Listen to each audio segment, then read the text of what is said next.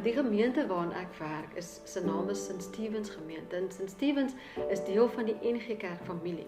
Maar hulle storie het begin 175 jaar terug met die slawe wat vrygemaak is, wat skool gehad het in die gebou waar hulle vandag is, en uiteindelik het daar ook 'n gemeente ontstaan wat hulle geleer het van die Here.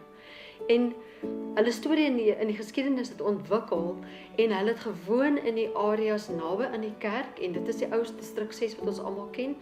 En toe is distrik 6 as gevolg van die groepsgebiedewet, is distrik 6 vir hulle toegemaak en het daar 'n deur toegegaan vir hulle wêreld. Dit was hulle leefwêreld waar hulle gelukkig was, waar hulle opgegroei het, waar hulle familie was, waar alles vir hulle was. En hulle het daai grondgebied van hulle verloor. En toe vat die regering hulle uit hulle area uit en hulle word geforseer om te skuif na areas op die Kaapse vlakte. So daai deur was toe gewees, maar die Here het gegaan en vir hulle deur oopgehou en oopgemaak in die NG Kerk familie. En hulle het in die NG Kerk familie gebly ten spyte van dit wat gebeur het.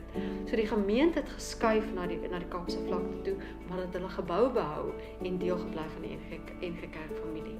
En die Here het nie net daai geleentheid vir hulle oopgemaak nie, hy het vir hulle ook deure oopgemaak in die gemeenskap waar hulle gebly het, waar hulle betrokke begin raak het by die kinders van die omgewing, deur middel van sonndagskoolklasse wat hulle gehou het in hulle huise.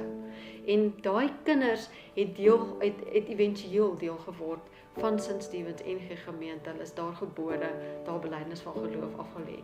En so het hierdie toedeur omgeskakel, het God vir hulle oop deur gemaak. Nie net 'n oop deur in die gemeente in die NG Kerk nie, maar ook 'n oop deur in die gemeenskap waar hulle woon. En die wanhoop het omgedraai in hoop, en hulle het hoop kon gee vir ander mense.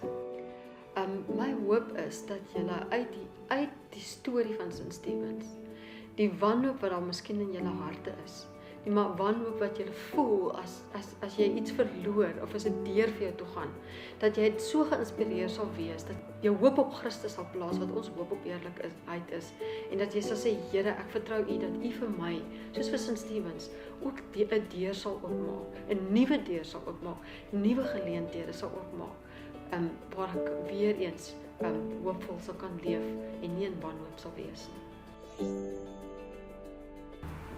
Here, ons sê vir U dankie dat ons na U toe kan kom. Ons het U lief, Vader. U is groot en U is goed vir ons. En ons wil kom bid, dat ons sal weet en verstaan dat U ons hoop is. Dat U ons hoop op heerlikheid is, op oorwinning is.